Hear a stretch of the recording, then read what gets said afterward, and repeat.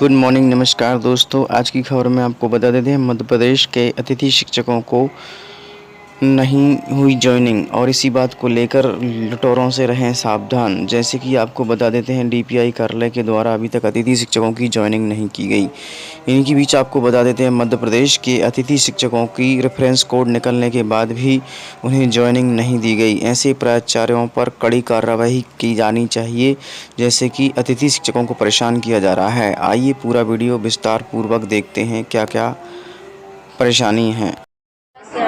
क्या समस्या है? मैं अतिथि शिक्षक हूँ, तो मुझे ज्वाइनिंग नहीं दी जा रही। हाई स्कूल बेड़ा खास मैं 6 जून से बहुत परेशान हो रही हूँ। मेरा 10वीं का पीरियड नहीं था, तो प्राचार्य का पीरियड था, नाम मेरा भेज दिया और 30% से नीचे रिजल्ट आया तो मेरा नाम भेज दिया। मैंने संकुल प्राचार्य के यहाँ भी गई, वहाँ भी एप्लीकेशन दिया, बीओ को भी दिया, बीओ साहब को भी दिया और 13 अगस्त को यहाँ जन सुनवाई में आई, वहाँ उसके बाद भी कोई निराकरण नहीं हुआ और अभी 1 अक्टूबर को भी आई थी। कब से परेशान हो गई? मुझे 5 महीने हो गए। जन सुनवाई में कितने बार आ चुकी हैं? 3 बार आ चुकी। तो ये जो जन सुनवाई लगाई जाती है मंगलवार को जनता की सुनवाई के लिए, जनता के निराकरण के लिए, तो क्या लग रहा है आपको कि ये जन सुनवाई में काम होता है कि नहीं होता? मेरा काम तो अभी नहीं हुआ। मैं तो अगस्त से आ रही हूँ, अभी ये अक्टूबर चल रहा है।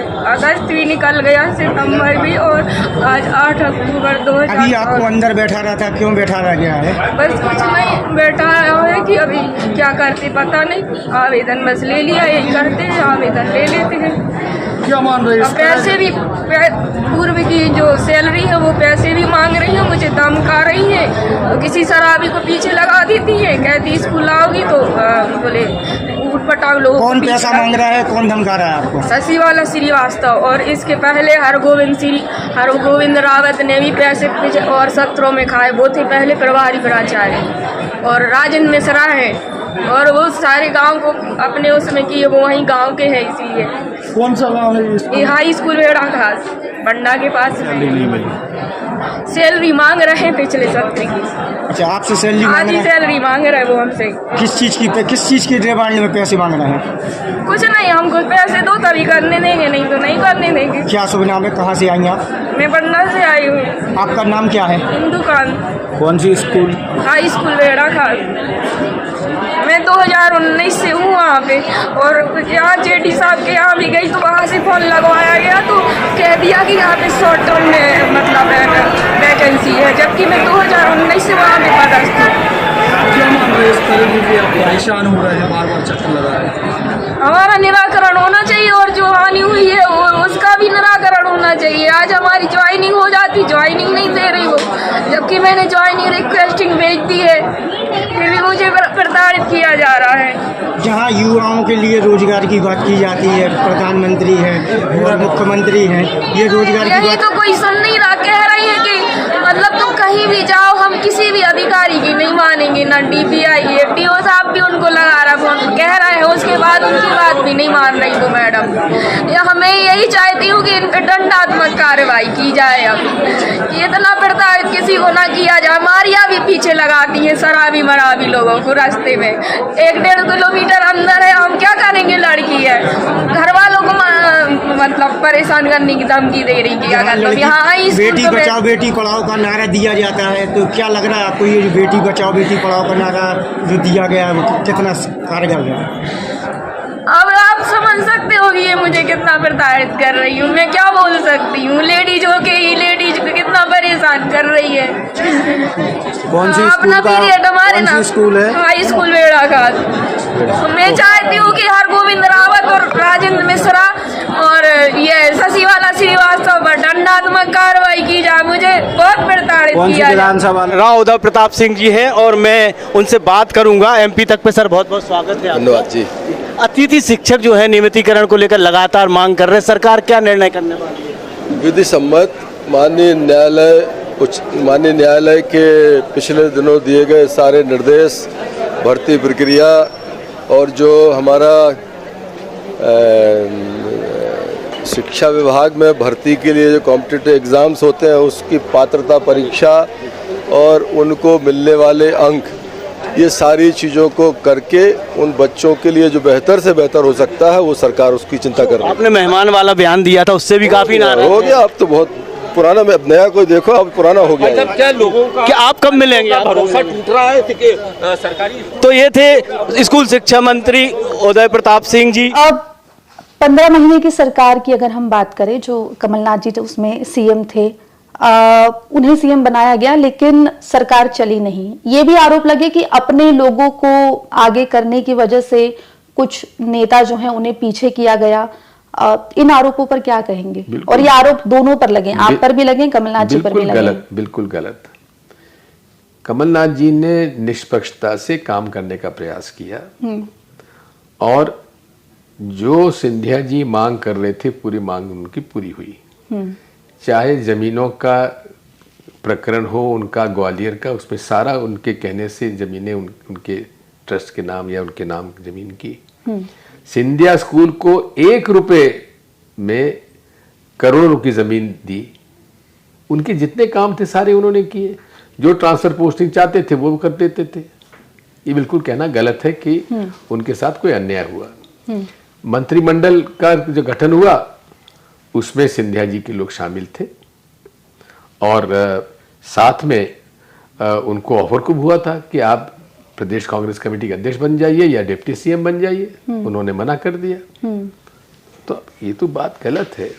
असल में क्या था कि वो तो चुनाव जो हार गए थे तो उसको वो बर्दाश्त नहीं कर पाए और इसलिए उन्होंने समझौता कर लिया बीजेपी के साथ। और समझौता में कितने करोड़ रुपए विधायकों को मिले वो भी एक जांच का विषय है। आज तो कोई खंडन नहीं किया कि हमको नहीं मिले हैं। जी, अपने भी सिंधिया जी का जिक्र हो रहा है। 2 कैंडिडेट माने जा रहे थे 2018 के विधानसभा चुनाव में सीएम के लिए, कमलनाथ और सिंधिया। कमलनाथ सीएम बन जाते हैं। क्या सिंधिया से कोई ऐसा वादा किया गया था जो नहीं पूरा हुआ, जिसके चलते उन्होंने ये कदम लिया? सिंधिया जी से जहां तक मेरी जानकारी है, किसने वादा किया था मुझे जानकारी नहीं है। लेकिन 2.5 साल सीएम जैसा भी कोई फॉर्मूला था? मुझे नहीं मालूम। अब उस समय हमारे 114 विधायक कांग्रेस के जीते थे और बीएसपी और इंडिपेंडेंट मिलके हमारे केवल 121 हो गए थे। सिंधिया जी के पास 114 में से उनके पास 22 विधायकों से ज्यादा लोग उनके समर्थक नहीं थे। बाकी सारे के सारे कमलनाथ जी को सपोर्ट कर रहे थे। तो कमलनाथ जी मुख्यमंत्री बन गए और इनको ऑफर हुआ कि आप डिप्टी सीएम बन जाइए, उन्होंने मना कर दिया। पीसीसी प्रेसिडेंट बन जाइए, उन्होंने मना कर दिया। फिर नाराजगी किस बात की?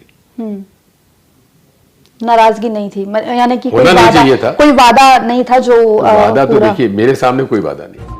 नमस्कार, आप देख रहे हैं जन की आवाज न्यूज। मैं हूं राजदीप गोस्वामी। इस वक्त की बड़ी खबर, मध्य प्रदेश के पूर्व मुख्यमंत्री एवं केंद्रीय कृषि मंत्री शिवराज सिंह चौहान ने कहा है कि मैंने 4 दिन पहले ही हरियाणा से लौटते वक्त कहा था कि हरियाणा में भारतीय जनता पार्टी की भव्य सरकार बनने वाली है और सरकार इसलिए बनने वाली है क्योंकि समाज के हर वर्ग के कल्याण के जो काम हो रहे हैं उसका असर हरियाणा में साफ तौर पर दिखाई दिया और भारतीय जनता पार्टी की सरकार बनी। भारतीय जनता पार्टी हमेशा ही जन कल्याणकारी योजनाओं के साथ हर वर्ग के लिए जो काम कर रही है उसका असर है कि देश में साफ तौर पर भारतीय जनता पार्टी के लिए जो जनता का स्नेह प्यार दिख रहा है और निश्चित रूप से भारतीय जनता पार्टी आगे भी इसी प्रकार का प्रदर्शन करने वाली है। आइए हम सुनाते हैं क्या कहा मध्य प्रदेश के पूर्व मुख्यमंत्री शिवराज सिंह चौहान ने। आपको याद होगा 3-4 दिन पहले ही हम मिले थे और तब मैं हरियाणा से चुनाव प्रचार करके लौटा था और मैंने तब आपको ये कहा था कि हरियाणा में भारतीय जनता पार्टी की शानदार विजय होगी। ये केवल वैसे ही नहीं कहा था, प्रधानमंत्री श्रीमान नरेंद्र मोदी जी के नेतृत्व में समाज के हर वर्ग के कल्याण के जो काम हो रहे हैं उसका असर हरियाणा में साफ दिखाई दे रहा था। लोगों के चेहरे बोल रहे थे, कांग्रेस हवा में उड़ रही थी और भारतीय जनता पार्टी ने अपने कामों के आधार पर जनता से वोट मांगे और आज जो परिणाम आ रहे हैं, कांग्रेस की जगह तीसरे स्थान पर चली गई है। भारतीय जनता पार्टी शानदार विजय की ओर अग्रसर है और इन परिणामों ने यह साबित कर दिया है